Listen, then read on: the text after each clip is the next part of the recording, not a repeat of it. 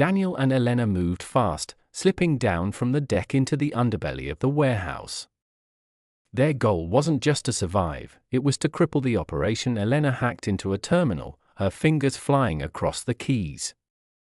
If I can overload their systems, I can shut down the deployment schedule. Buy us time.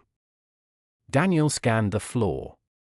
Guards marched in formation, unaware of the storm about to break. He spotted fuel lines running into the trucks. A dangerous idea sparked in his mind. Time won't be enough, he said. We need to burn it all. Elena glanced at him, horror in her eyes. That many trucks? That much fuel? Dan, it'll kill everyone in here. Daniel's jaw clenched. Including Vaughn. Silence hung between them. Was he really willing to become executioner in the name of truth? Elena's voice broke the tension. Do it. But make sure the world sees it first. They split up. Elena transmitted files from the terminal, hijacking the warehouse's surveillance cameras. Across the dark web, feeds lit up, thousands of anonymous viewers watching live as Obsidian's secret heart pulsed in Chicago. Meanwhile, Daniel moved along the trucks, planting makeshift charges from stolen supplies. His hands shook, but his resolve was iron. Halfway through, a voice stopped him cold. Daniel. He turned and froze. Michael stood there, a rifle slung across his chest. His eyes were blank, his stance rigid. The file had been right. Subject #47. But then Michael spoke again, softer. Don't do this. Daniel's chest tightened. Michael, it's you, isn't it? The real you? Michael's face twitched, torn between programming and memory. They're inside me. Controlling me. But part of me still remembers. Daniel took a step forward. Then fight it. Help me end this. Michael raised the rifle, aiming directly at him. For a heartbeat, Daniel thought it was over. Then Michael turned, firing into a guard approaching from behind. The warehouse erupted in chaos. Alarms blared, guards scrambled, shouts echoed across the floor. Daniel sprinted, planting the final charge. Elena screamed into the comms, Dan, they're locking everything down. You have 60 seconds. He dashed toward the exit, Michael covering him, Elena waiting at the hatch. But as they reached the threshold, Director Vaughn's voice cut through the chaos. Read. Daniel turned. Vaughn stood in the center of the floor, untouched by the panic, his cold eyes locked on Daniel. You think truth makes you strong, Vaughn said. But truth is weakness. And I will prove it. For a moment, time froze, the architect of lies facing the air of truth. Then Daniel pressed the detonator. The night exploded. The blast ripped through the warehouse like a judgment. Heat hit Daniel in a wave that seized his lungs. Concrete shook. Steel groaned.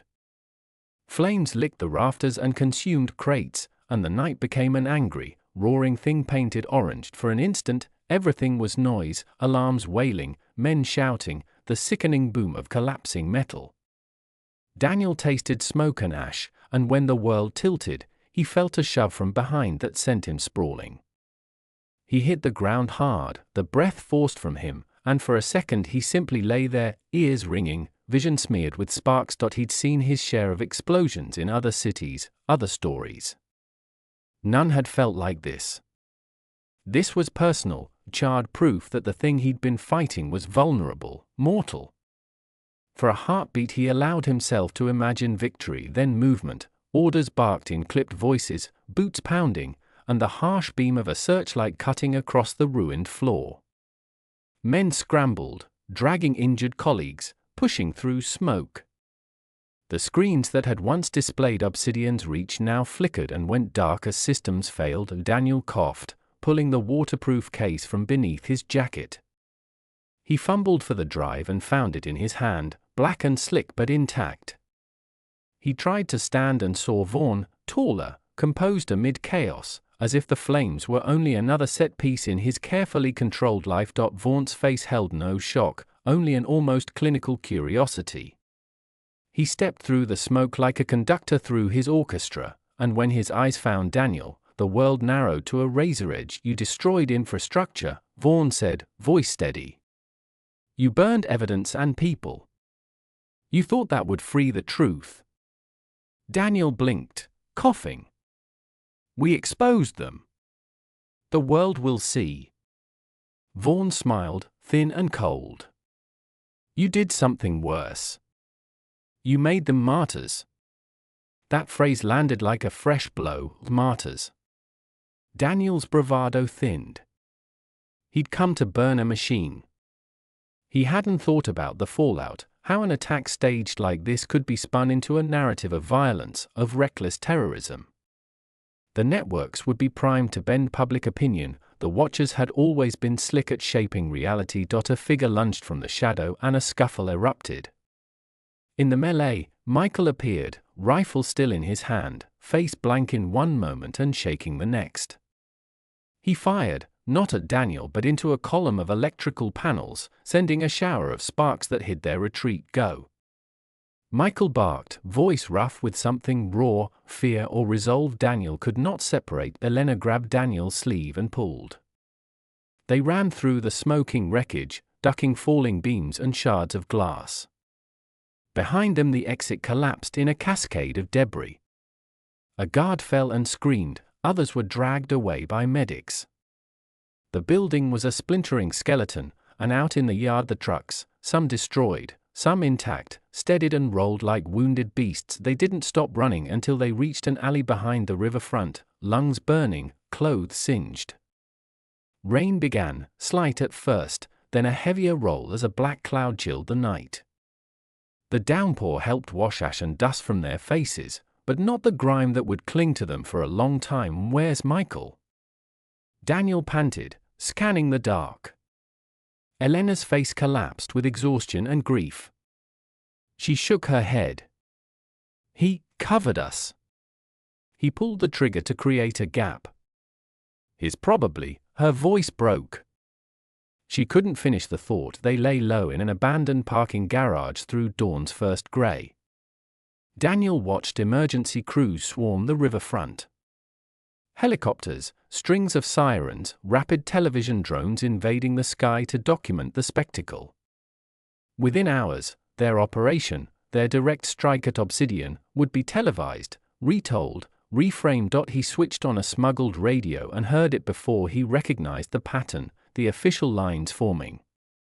Government spokespeople condemning an act of domestic terrorism, anchors describing a dangerous underground movement, social media flooded with outrage at the reckless vigilante.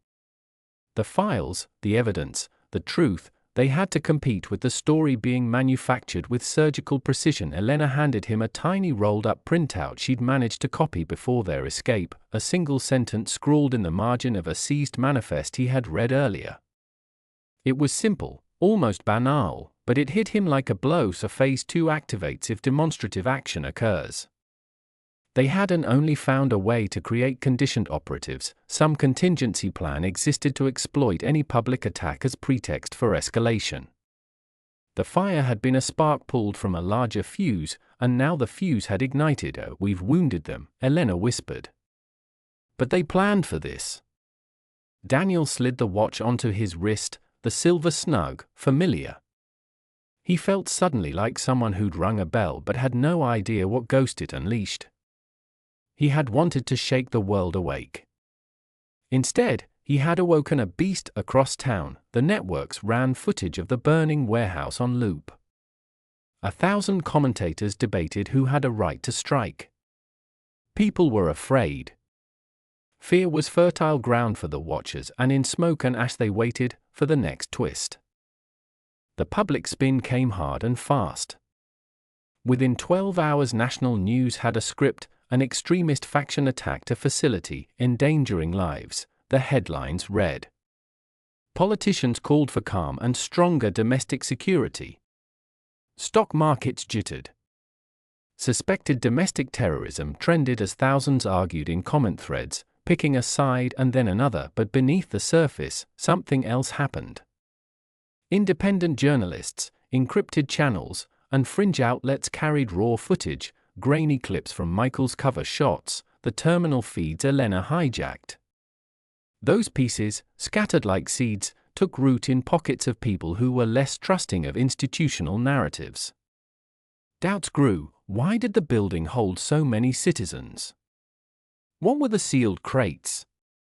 Who was Director Vaughn? Daniel and Elena watched from the safe house as the battle over truth unfolded online. Each viral clip they'd hoped would be unstoppable was challenged by a parallel narrative, smear campaigns, doctored footage, and seeded doubts about Daniel's motives. The watchers were already rewriting causality, painting him as the violent element, not the messenger. They had a plan to keep the story alive beyond the evening's chaos. Elena worked the network she knew, a handful of independent hosts, a server farm that accepted anonymous drops, a tiny group of journalists willing to risk the pushback. They sent the drive, well, parts of it, everywhere they could, to small outlets in Europe, to whistleblower pools, to civic watchdogs. The aim was redundancy. If mainstream gates locked, enough distributed copies could survive, but redundancy wouldn't stop a well-organized purge. Within a day, more than one of their host sites was hit with a cascade of takedowns. Domains seized, payment processors warned, and anonymous threats flooded inboxes. Then the arrests began. At a midnight coffee shop, Daniel watched a live stream of a raid on a small non-profit that had posted one of his raw clips. SWAT rolled up, and half the independent staff were handcuffed for questioning. Cameras followed their vans. The narrative crystallized: protect citizens from violent truth-tellers. It was methodical and merciless. Daniel felt cornered, but he refused to surrender. If anything, the attacks made his resolve lean toward ferocity. He called in every favor, friends he could still trust, the one or two sources in the media who hadn't yet been touched by Obsidian's tendrils. They organized a second release, a short, unassailable packet consisting only of incontrovertible data, time-stamped footage, public procurement documents, credit transfers to shell companies. No hyperbole, no editorial, the facts were the weapon. They launched it quietly at 3 a.m. The packet dropped into servers across jurisdictions, journalists in Kiev, reporters in Lagos, a public interest group in Berlin. People awoke to raw files they couldn't immediately bury. The reaction was slower but deeper. Instead of catching fire in mainstream evening shows, these files filtered into watchdog workflows. Over the next week, a dozen small, scrappy reporting teams began to cross-check, corroborate timelines, and produce careful, documented pieces that slowly clawed their way into credibility. That was the hope, not the immediate trending headline, but patient, corroborated journalism that could survive legal pressure. In the meantime, the machinery of power turned its attention to men like Daniel. Local law enforcement began asking questions. Federal agencies opened investigations. Notices for Daniel's arrest appeared in obscure internal bulletins. Elena went dark. She was a fugitive by many definitions. The deeper shock came in an unexpected form, an official press release quietly released by the Department of Justice. It went out with little fanfare and no big anchors, an ordinary file buried in the noise. The headline read, "Internal review launched into unidentified program, no evidence of wrongdoing found." Daniel stared at the words until they blurred. No evidence. Internal review. It was soft, yet it signaled the larger truth. Obsidian's tendrils reached the very mechanisms meant to hold it accountable. If the system could issue that line so smoothly, they controlled the gutters where stories either bled out or flourished. Anger rose in Daniel, hot and primitive. He peppered contacts with calls, but lines were tapped. A polite voice told him they'd look into his claims. It was the kind of response designed to starve the story of Oxygen. He realized then that the fight had shifted. It wasn't just about exposing a facility. It was about uprooting a culture of control that could spin facts into fiction faster than he could disseminate them, and the twist, one that sank into Daniel like a cold stone, was personal. The more he moved, the more he discovered half-truths about his father. In the files they'd published, in the notes he'd found, there were hints that his father's participation in Obsidian had not been merely as a saboteur of conscience. There were entries that suggested early designs, ethical notebooks crossed through with anguished notes. Daniel had always wanted a clear villain to pour his anger into. Instead, he now had to work with the impossible, that the man who taught him the price of truth had also shaped the machine he despised. It made the battle muddier and his purpose sharper. He could not simply tear down. He had to understand how it had been built. A new directive formed in his mind: survival first, strategy second. They would have to find a way to use institutions' appetite for self-preservation against them. If the DOJ and others could be shown incontractable harm, if a small, competent coalition could force a real investigation, then the Watcher's ability to gaslight the public might fracture. But he had one more front to consider: the conditioned subjects themselves. The footage Daniel had seen revealed hollow faces with empty eyes, people walking like ghosts. He'd never stop thinking about them. They were not abstractions. They were trapped humans who could be saved, or weaponized. A message arrived on an encrypted line, one Daniel did not recognize at first. It was short: "We can help. Meet at the pier. Midnight. Come alone." It was the kind of invite he dreaded and wanted at the same time. Someone on the outside, someone inside the machine, might be willing to turn. Could he trust an anonymous offer?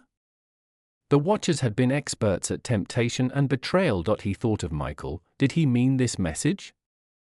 He thought of his father and the heavy watch now warm against his skin. The world had tilted. The next move had to be precise. Daniel folded the watch into his palm like a talisman and whispered, to himself and to the dead men whose lives had become his responsibility, "We go together." He rose, and in the grey pre-dawn he left the safe house, walking to the pier while rain mourned quietly above the city. The next twist, he knew, would be the hardest, approaching the monster not as a martyr but as a strategist. He would need allies, real ones. Men and women who would not cower when the cameras rolled and who had the moral stamina to hold the line while the world fought to forget. At the pier, a shadow waited. The silhouette was small and slight. When it stepped forward, the face was half hidden by a hood. Daniel's breath hitched because he recognized the tilt of the jaw. Recognized the eyes. Daniel, the stranger whispered. The voice belonged to someone he'd thought lost. "Don't move," the stranger said. "Not yet." The pier felt suddenly thin as paper, the city's pulse muffled. The game had changed. The Watchers would answer in force. But now Daniel had a direction, an intelligence lead, an unknown ally, and a fresh, brittle hope. He nodded. "Tell me everything." And the shadow unfolded, beginning the next level of the fight. The pier was slick with rain, its boards reflecting neon from the distant city. Daniel's pulse thrummed in his ears as he waited, every sense sharpened. He expected a nervous informant, someone with shaken hands and too many excuses. What arrived instead was precise, calm, measured, almost unnervingly familiar. The figure stepped out from the shadow like someone practiced at disappearing. Hood up, face half hidden, the voice low and cautious. "Daniel." His throat tightened. It was a voice he didn't think he would hear again, not unless he'd finally lost the last of his sense of reason. The face under the hood had the same narrow jaw he'd once sworn he'd protect, the same eyes that had laughed at bad jokes in high school. Michael's. Daniel took a step back reflexively. He was still processing Michael's ambiguous behavior in Chicago, the moments of memory, the sudden sacrifices, the gunfire that gave them space to run. Had Michael sent the message? Had Michael broken enough of the conditioning to try and help? The image of him covering their retreat with a hail of bullets complicated the simple verdict Daniel had been nursing, Traitor. Michael's eyes met his, and for a long second they held nothing and everything at once. He had aged beyond his years, lines carved by stress and something else, residual programming, perhaps. He wore a plain jacket, no rifle, hands empty. He looked tired, but steady. I don't have much time, Michael said, voice clipped. I can't stay in one place. They watch everyone I meet. But there's a channel I still have access to, the things they call maintenance drops. I can move small packets through. I can get you a contact inside the distribution chain. Someone who manages routing. Not a soldier. A scheduler. If we can get that person on our side, we can identify where the subjects are sent, when, and who signs off. Daniel studied him. Why help us now? Michael's jaw trembled. He closed his eyes for a moment, as if remembering a life that might not belong to him. Because there are things inside me they can't erase. I remember enough to know what they do. I remember you. I remember what your father, what we used to be. I can't be the thing I was made into for longer than this. He looked back at Daniel with a raw sincerity that pierced the fog of betrayal. I'm not asking you to forgive me. I'm asking you to use me. Daniel thought of the files, the dead, the twisted lives. He thought of Elena's bruised face and the burning warehouses and the watch cold against his palm. He thought of the little truths that had built a life, how a hamburger at a late-night diner or a cracked photograph could anchor a person to themselves. If Michael could be an instrument of inside access, then perhaps his treachery could be repurposed to tell me everything, Daniel said quietly. They moved to a diner 2 blocks away, a neutral place with stale coffee and booth corners good for keeping one's back to the wall. Michael spoke in short bursts, names, code words, the odd rhythm of a man trained to compartmentalize memory. The scheduler, Lena Ortiz, he said. She's mid-level. She manages routing manifests for 3 facilities on rotation. She doesn't know the whole picture, no one in scheduling does, but she knows destinations. She's careful, quiet, loyal to routine. She meets her husband every Wednesday at the St. Michael's Park coffee cart. Small gestures. Predictable. That's our opening. How do we get to her? Elena asked, who'd joined them a day earlier after a frantic, cautious rendezvous. If she's loyal to routine, she'll be guarded. Michael rubbed his temples as though trying to massage out the fog. She's lonely. That's what the program knows to exploit. Bring something real to offer. Not money, people like her are watched if they accept money. Bring a memory, bring a promise, something human. Or, he stopped. Or we can move fast. I can insert a maintenance packet with a person-to-person time, midnight drop at Dock 3. She picks up payroll manifests there periodically. I can change a manifest just enough to route a crate to a safe house and leave a trace we can follow. Daniel weighed the risk. It was audacious. It was also the sort of imperfect leverage that would be necessary when every institutional door slammed shut. If Lena Ortiz touched one of their manifests and saw that a crate had been routed elsewhere, it would be the breadcrumb they needed. But to tamper with schedules was to flirt with disaster. A misrouted crate could be found before their teams could reach it. Lives could be lost. Do it, Daniel said finally. But we prepare for all outcomes. You'll need backup. We'll plan a small retrieval team to intercept, quietly, and hand off the contents to a verified safe group. Michael nodded. There was fear in his eyes, but also a resolution Daniel had not seen since the first files had been found.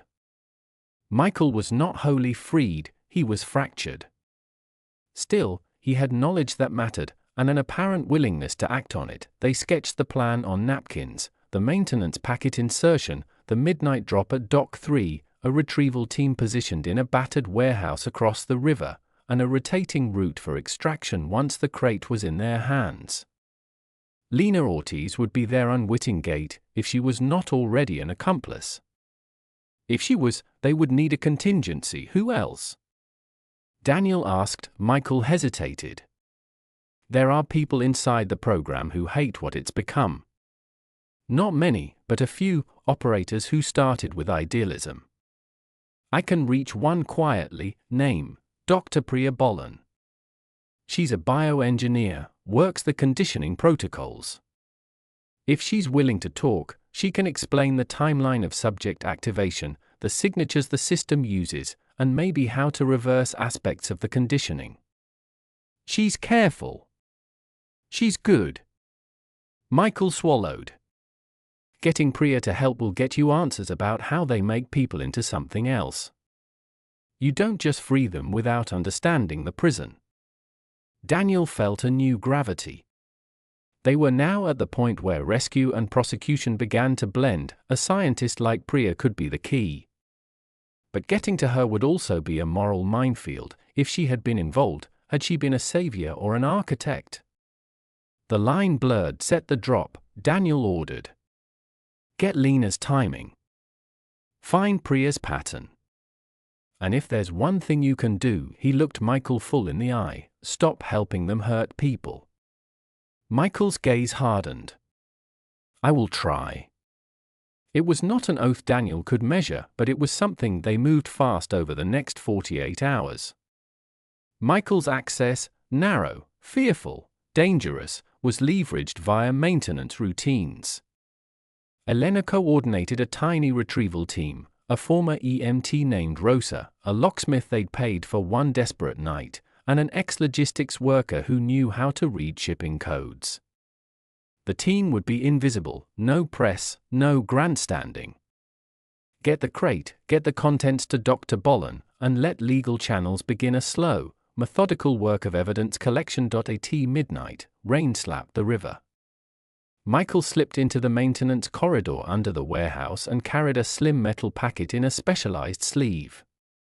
He moved like a man who had rehearsed his last steps 100 times, aware of the razor edge on which his life now balanced. Dock 3 was deserted, save for a sleeping security camera and the soft sound of water moving against pilings. Lena Ortiz arrived, methodical as the code books Michael had memorized. She hummed under her breath, focused on the little ritual of scanning manifests, signing a clipboard that kept the machine oiled with predictability. Michael's hand was steady when he passed a maintenance packet into the queue. He stayed in the shadows, watching. Lena held the packet, thumbed through the manifest, and, without seeing him, tucked it into the crate scheduled to move under her watch. He exhaled once, thinking of small things that tethered people, a mother's call, a dog at the door, a kid's laugh.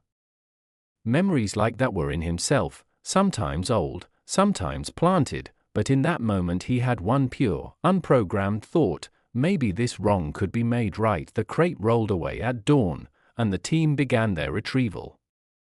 It would be hours before anyone discovered tampering, if they ever did. For now, there was a sliver of movement in the right direction. The crate reached the safe warehouse at dusk, a dull thunder as it rolled into place. Rosa and the retrieval team had the route timed down to the minute, no flares, no uniforms, only the careful motion of hands trained to be quick and inconspicuous. They pried, gently but decisively, enough to retrieve the inner case. Inside, a tablet, a sealed hard drive, and a stack of manifests, raw routing logs tied to timestamps and procurement payments. The drive hummed in Daniel's palms like a living thing, data that could undo a facade. Dr. Priya Bolan arrived in a nondescript sedan 2 hours later. She carried herself like someone who had tried to keep her life compartmentalized. Her face was guarded, eyes sharp, and yet there was an exhausted relief when Daniel introduced himself and Elena and showed her the drive. I've seen these manifests, she said, voice low. They use innocuous chains to hide subject transfers. Public procurement for protective services, shell accounts, charitable foundations. Legally? It looks tidy, contracts and invoices. Practically? It's a laundering system. And the conditioning protocols, they're less erasure and more overlay. You wipe a file and write a new one. Memory suppression is often temporary. The emotional anchors, family, ritual, they target those to reinforce the new identity. If you want to reverse it, you have to remove the overlay and reconstruct the anchor. Daniel listened, feeling a cold clarity spread through him. This was the science behind the horror he'd watched on screens and in labs. It also offered a path, if they could prove activity patterns, procurement, shipments, activation logs, and tie them to responsible actors, the legal case would be airtight. Obsidian would not be able to claim national security forever. Mistakes, human experiments, and procurement fraud were prosecutable. Priya set to work. She catalogued the manifests and cross-referenced the routing logs with public contract tenders. Elena and Daniel fed whistleblower packets to a handful of international outlets and a small Washington-based public interest law center that had agreed to review the data discreetly. Priorities were clear: 1. Preserve and duplicate evidence across jurisdictions. 2. Protect witnesses with relocation and legal cover. 3. Build a chain of custody that could not be denied in court. The days became a blur of safe moves. The Watchers pushed back with arrests and disinformation campaigns. The DOJ statement about internal review turned into a slow, grinding inquiry after a European outlet published a quiet, fact-checked report on the procurement links, something the mainstream could not easily dismiss. It was not a victory yet, but it was a crack in the dam. But the cost mounted. Priya admitted that even with the best intentions, unlocking human overlays was partial and slow. A freed subject might experience a cascade of trauma. To the public, it might look like a confused person making wild allegations. To a jury, a traumatized witness without a stable identity could be dismissed as unreliable. Strategy, legal counsel insisted, required clinical rehabilitation, documented deconditioning, corroborating timelines, independent psychiatric assessment. They arranged both. In a rented cottage outside town, Priya began protocol trials, gentle stimuli, memory retrieval exercises, family reconnect irons where possible. The first attempts were tentative. Subjects blinked and flinched at their own names, then clung to them like drifting things finding an anchor. Some surrendered false memories, some clung to their programming. It was messy and fragile, but it was real. Meanwhile, Daniel prepared for the courtroom that might never arrive. He met with a public interest lawyer named Carmen Reyes, sharp, unflinching, with a reputation for taking on cases the powerful tried to discard. Carmen listened to the files, read the manifests, and then gave a dry, brutal assessment. "You've done something very dangerous," she said. "You've given us a path to litigate this, but you've also made yourselves targets. The system will retaliate, not only by legal means but by shaping public opinion. We need corroboration from official channels, procurement auditors, whistleblowers inside government agencies, and preferably, independent labs that can replicate Priya's analysis." Daniel's jaw set. He'd expected the cost. The fight had moved from fire and raw exposure to the slow gears of law and credibility. It was less cinematic, but it might be more durable. At night, he would hold the watch and think of his father, the man who had once believed institutions could be wielded for the public good, and the man who'd become convinced they could not. The line between faith and cynicism had narrowed. Daniel knew the hard truth: exposing Obsidian's crimes required more than spectacle. It required building a structure strong enough to outlast their ability to lie. Their next moves would be surgical: press releases coordinated with verified third-party labs, protective custody for witnesses, and a legal filing that would force a formal inquiry. If the Watchers were to be dismantled, it would be through the law's slow gears, not the pyrotechnics of a burning warehouse. But law needed proof. They had the first glint. Now they would need to make it into an unbreakable chain, and Michael, wherever he was now, either lost inside himself or slipping into a fragile redemption, hung in the balance. Daniel felt the ache of unfinished stories. A man he loved had been both betrayer and savior. The line between villain and victim had become the central argument of their fight. Many of Obsidian's agents were themselves hollowed people, some willing, some coerced, many twisted by fear. To win, they needed to pull back the curtain and show not only the crimes, but the people trapped inside them. When Daniel left the cottage that night, he walked to the window and looked at the city like a man watching an approaching tide, knowing the fight would be long, costly, and full of moral riddles. He lit a cigarette despite having sworn it off months ago, inhaled, and thought the legal battle would be grueling. It would require allies with institutional teeth. It would require patience, but for the first time since the files were leaked and the warehouse burned, he felt a direction that was not just reaction. It was a plan.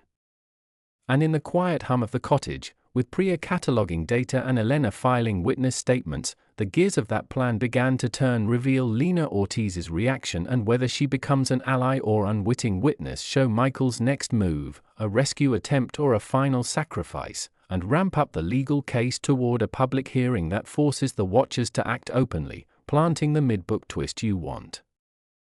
Lena Ortiz was ordinary by design. A middle manager who moved unnoticed through Obsidian's labyrinth of paperwork. Her life was a rhythm of bus schedules, small coffees, and carefully folded routines. That was why Daniel knew she was dangerous. Obsidian relied on people like her, faceless cogs who made the machinery run smoothly. When the tampered manifest crossed her desk, Lena noticed. She always noticed. The crate's routing code didn't line up with its procurement order. She frowned, double-checked, even pulled last month's logs for comparison. Then, instead of flagging it to her supervisor, she did something unexpected. She hesitated. At St. Michael's Park the next morning, she sat with her husband, sipping tea as always, but her eyes carried a different weight. She'd been with Obsidian long enough to know when something didn't add up, and long enough to know when asking questions could get her erased. That evening, a plain envelope slid under her apartment door. No sender. No mark. Inside, a single sheet of paper. You are not alone. Doc 3. Midnight. Her hands trembled. She burned the note in her sink, but the words burned deeper. At midnight, Lena found herself walking to Dock 3 again. She hated herself for coming, yet something stronger than fear pulled her forward. There, in the shadow of the cranes, Daniel and Elena waited. You tampered with my manifest, Lena said sharply. Before they could speak, Daniel nodded. Because you're the only one who could see it. And you did. Do you have any idea what you've risked? She hissed. They'll kill me if they find out. Then don't let them find out, Elena said. Help us instead. Lena stared at them, her breath clouding in the cold air. Why me? Daniel's voice softened. Because you still notice. People like you are the reason the machine doesn't swallow everything whole. You can give us the routes, the shipments, the proof. Her eyes flicked between them, two fugitives branded as terrorists, yet speaking with the conviction of people carrying something truer than law. For a moment, her life as a scheduler, wife, and silent cog felt unbearably small. Finally, she whispered, if I help you, there's no going back. Daniel extended his hand. Then don't go back. And for the first time in years, Lena Ortiz stepped out of routine. The evidence had grown into a mountain, manifests from Lena, scientific reports from Priya, testimonies from deconditioned subjects. Carmen Reyes, the lawyer, moved quickly, filing a petition in federal court to force a public inquiry. It was audacious. Dangerous. Exactly what Daniel's father would have done. News broke 2 weeks later. A congressional subcommittee announced it would hold an emergency hearing on allegations of unlawful human experimentation. The words were dry, bureaucratic, but beneath them was dynamite. If even a fraction of their evidence made it into the record, Obsidian would be cornered. Daniel, Elena, and Lena sat in a cramped waiting room on Capitol Hill. Cameras swarmed outside, journalists shouted questions, security officers scanned every bag twice. "This is it," Elena whispered. Daniel adjusted his tie, an unfamiliar weight after months in hiding. His father's watch ticked steadily against his wrist. "This is the beginning." Inside the hearing chamber, the air buzzed with tension. Senators shuffled papers, aides whispered into earpieces, cameras clicked like insects. Carmen opened with precision, laying out the evidence: procurement fraud, suppressed identities, human rights violations. Priya spoke next, explaining the science, her voice steady, though her hand shook. Then came Lena, who described the routing system with quiet authority. The room shifted. Doubt became unease. Unease became silence. Then the committee chair spoke. "We will recess for deliberation." Daniel felt the weight lifting, just slightly. For once, the truth wasn't buried, it was spoken into microphones, written into records, broadcast to millions. But as the senators filed out, Daniel caught sight of a figure in the gallery. Tailored suit. Cold eyes. Director Vaughn. He stood with arms crossed, a faint smile playing at his lips. Not threatened. Not cornered. Confident. Daniel's stomach dropped. Something was wrong. Minutes later, the chair returned, face pale. "Due to national security concerns, this hearing is suspended until further notice. All testimonies are classified under sealed record." Gasps filled the room. Carmen stood in shock. Elena cursed under her breath. Lena's face drained of color. Daniel sat frozen, fury rising like fire in his chest. Vaughn turned, met his eyes, and tapped his wrist as if to mock Daniel's watch. Then he walked out, untouchable. The truth had been spoken, and just like his father's warnings, it had been buried. The suspended hearing felt like a coffin lid slamming shut. Daniel had poured every ounce of his father's legacy into those testimonies, only to watch them vanish behind the cold phrase, "classified under sealed record." Back at the safe house, silence hung heavy. Lena paced like a caged animal. Elena cursed at the television, where polished anchors framed the hearing as a routine review. Priya buried her face in her hands. Daniel sat still, staring at the watch. Its ticking mocked him. The truth must be told. But what good was the truth if the system swallowed it whole? Then the retaliation began. That night, Rosa, the EMT who had helped with the crate, was found dead in her apartment. Officially, it was an overdose. Unofficially, her files were gone, her computer wiped. 2 days later, Carmen Reyes was arrested on charges of obstructing federal investigations. Cameras filmed her being led away in handcuffs. She shouted about Obsidian, but the microphones cut out. By the end of the week, Priya received a subpoena and an anonymous death threat on the same day. "They're dismantling us piece by piece," Elena whispered, her voice breaking. Daniel clenched his fists. "Then we stopped playing defense." The next morning, a package arrived at the safe house. No address. Inside, a small flash drive, and a note written in jagged handwriting. "They don't just erase the truth. They rewrite it." Elena frowned. "Michael." Daniel plugged in the drive. It contained surveillance footage, grainy, time-stamped. A hospital ward.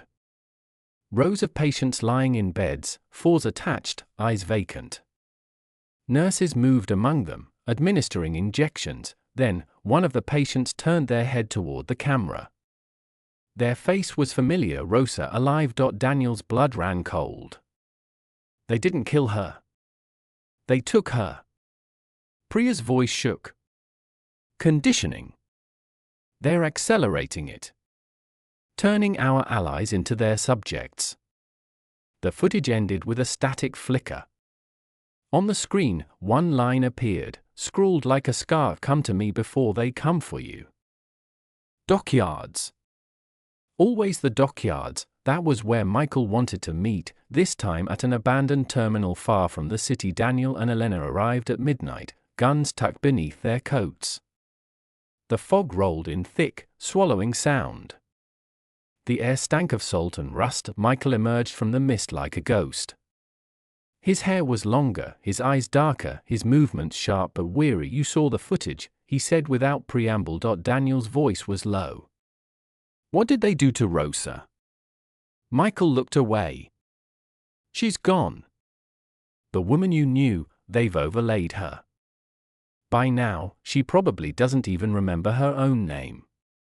Elena's jaw tightened. "You sent that footage. Why?" Michael's hands trembled. "Because I'm next. They're losing patience with me.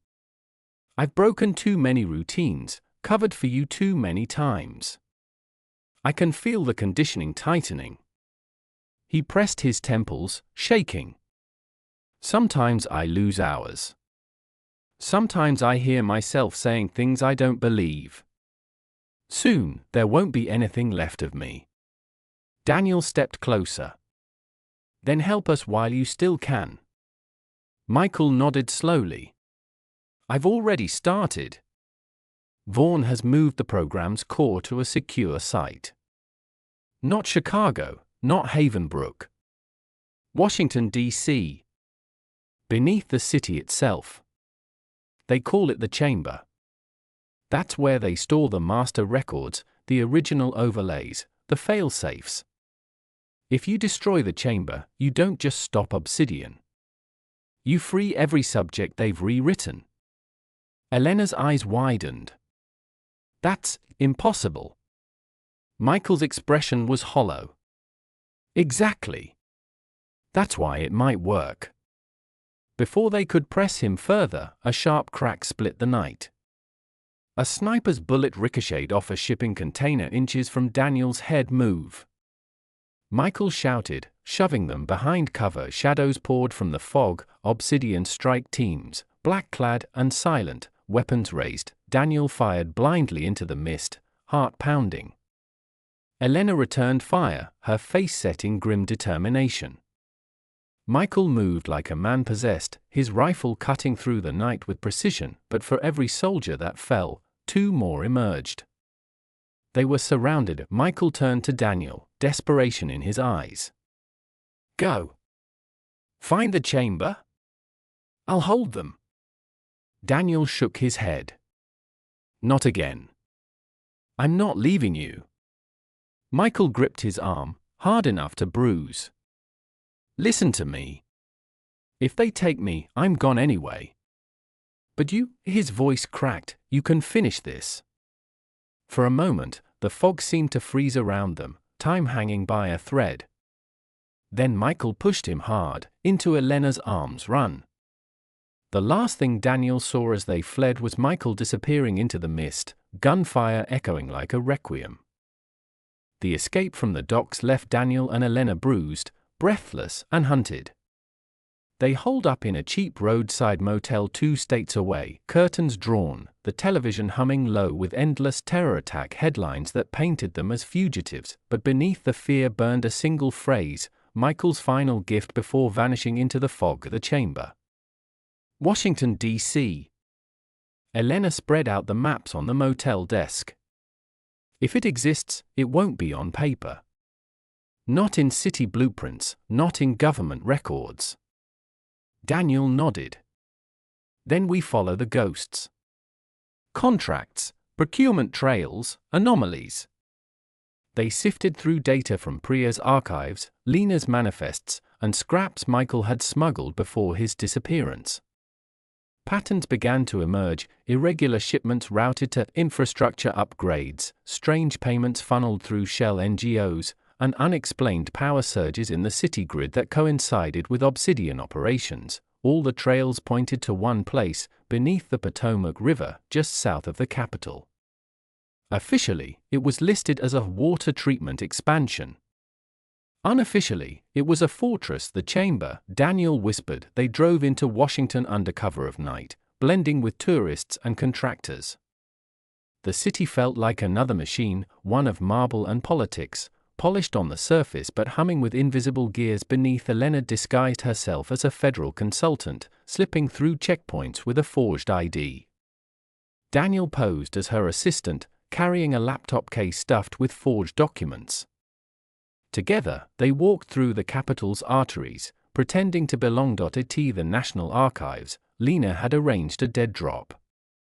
Daniel retrieved it, a thin envelope sealed in wax. Inside was a simple map, hand-drawn, with one line circled in red. A maintenance tunnel, hidden in plain sight. That night, Daniel couldn't sleep. He sat on the motel balcony, the city lights glittering in the distance. He thought of Michael, alive or dead, free or conditioned again. He thought of Rosa, turned into a hollow shell. He thought of his father, who had warned him that truth was both salvation and curse. Elena stepped out beside him, her voice soft. "If we go into the chamber, there's no coming back." Daniel clenched his fist around the watch. "Then we go all the way." The entrance was hidden beneath the shadow of the Potomac's concrete floodgates. At dawn, Daniel and Elena approached disguised as maintenance workers, reflective vests over plain clothes. The security was tighter than anything they had seen: infrared cameras, biometric locks, motion sensors woven into the concrete. But Elena's brilliance with systems opened cracks. She looped cameras for 30 seconds at a time, long enough for Daniel to bypass locks with stolen codes. Every step deeper was like walking into the belly of a myth. The tunnel descended in spirals, damp and cold. After what felt like miles, they reached a massive steel door. No handles, no hinges, just an electronic panel glowing faintly blue. "The chamber," Elena whispered. Daniel pressed the drive Michael had given him into the port. For a moment, nothing happened. Then the door hissed, and a seam of light split the darkness. They stepped inside, and froze. Rows upon rows of glass pods lined the cavernous room. Inside each pod lay a human being, eyes closed, veins lit faintly by pulsing blue light. Hundreds of them.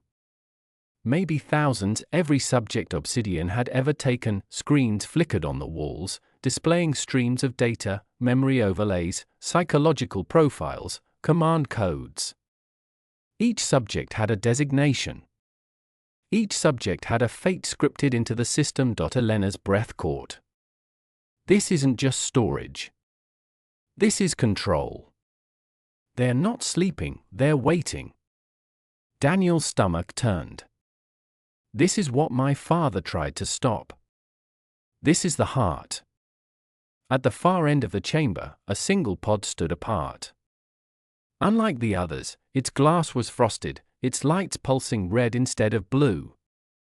Daniel stepped closer, dread tightening his chest. Inside the pod was Michael. His eyes snapped open, and they were no longer his. Michael's eyes glowed faintly under the crimson light of the pod, pupils dilated unnaturally. Daniel staggered back as the glass door hissed and slid open.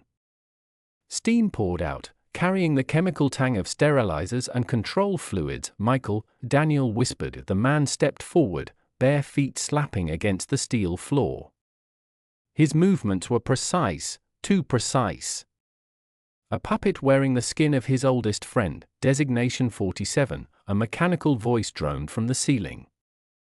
"Operational. Override engaged." Michael's lips moved, but the words were not his. Daniel read. "Termination protocol active." Daniel raised his weapon instinctively, hands trembling. Elena's voice hissed in his ear. "Don't. He's under control." Michael lunged. Daniel barely dodged the strike, the impact of Michael's fist denting the steel column behind him. This wasn't the same man who had covered their escape in Chicago. This was Obsidian's weapon, sharpened and unleashed. "Michael, fight it!" Daniel shouted, ducking another blow. "You're stronger than this. Remember who you are." For a fraction of a second, hesitation flickered across Michael's face. His fist hovered mid-air, trembling, as though two wills battled inside him. Elena seized the moment, slamming the control console with the drive Michael had left them. The screens flickered, streams of code flooding across them. Pods across the chamber began to hiss, alarms blaring. Subject stirred. Eyes opened. Hundreds of blank stares turned toward Daniel and Elena. Elena's voice was ragged. "I think I just triggered a full reboot." Daniel's blood ran cold. "You woke them up." The chamber erupted into chaos. Pods shattered, steam clouding the cavern. Conditioned subjects spilled out, some staggering in confusion, others moving with eerie synchronization. Commands blared from the speakers. Subjects, neutralize intruders. Daniel fired into the ceiling, sparks raining down. "We're out of time." Michael stumbled, clutching his head, his voice torn between two selves. "Dan, help me." Daniel froze. This was his friend, the boy who had once sworn to stand by him. But this was also the weapon that could kill them all. "Choose," Elena shouted. "Now!" Daniel aimed his weapon at Michael, then, with a roar, fired into the control node above the pod instead. Sparks exploded. The red lights flickered, and Michael collapsed to his knees, gasping for the first time. His eyes were his own. "They don't own me," he panted. "Not anymore." The chamber was collapsing around them, alarms screaming, pods short-circuiting, conditioned subjects either fleeing in terror or collapsing in confusion. Daniel, Elena, and Michael sprinted toward the exit, dragging Priya's stolen drive with them. At the final door, they were met by the one man Daniel had prayed not to see, a Director Vaughn, calm amid the chaos, his suit unwrinkled, his eyes glinting with cold certainty. "You think you've won," Vaughn said softly. "But all you've done is prove me right. Truth isn't salvation, it's chaos. Look around you." Daniel leveled his weapon at him. "No, Vaughn. Truth is the only thing stronger than your lies." Vaughn smiled faintly. "Then let's see if anyone believes you." Before he could react, Michael hurled himself at Vaughn, tackling him into the console. Sparks erupted, the chamber's systems going into overload. Vaughn screamed as electricity coursed through him, his body convulsing before slumping to the floor. Michael staggered back, smoke curling from his jacket. "Go," he rasped. "I'll hold the door." Daniel grabbed his arm. "No. Not again." Michael's eyes were steady, filled with the peace of a man who had finally broken free. "You finish this. Tell them I tried." The blast door slammed shut between them. Daniel and Elena fled through the maintenance tunnel as the chamber imploded behind them, fire and smoke consuming the heart of Obsidian. Weeks later, the world changed. The files from Priya's drive spread across continents, duplicated 1,000 times. Journalists verified them, lawyers filed suits, activists shouted them from rooftops. Governments tried to suppress, but the evidence was too vast, too undeniable. The hearings reopened, this time public, televised, unstoppable. Witnesses stepped forward, subjects reclaimed fragments of their lives, and the truth was carved into history. Daniel sat on the Capitol steps, Elena beside him, the watch heavy on his wrist. The world was still fractured, still dangerous, but it was awake. He whispered into the breeze, as if to his father, as if to Michael, as if to every hollow soul Obsidian had stolen. The truth was told.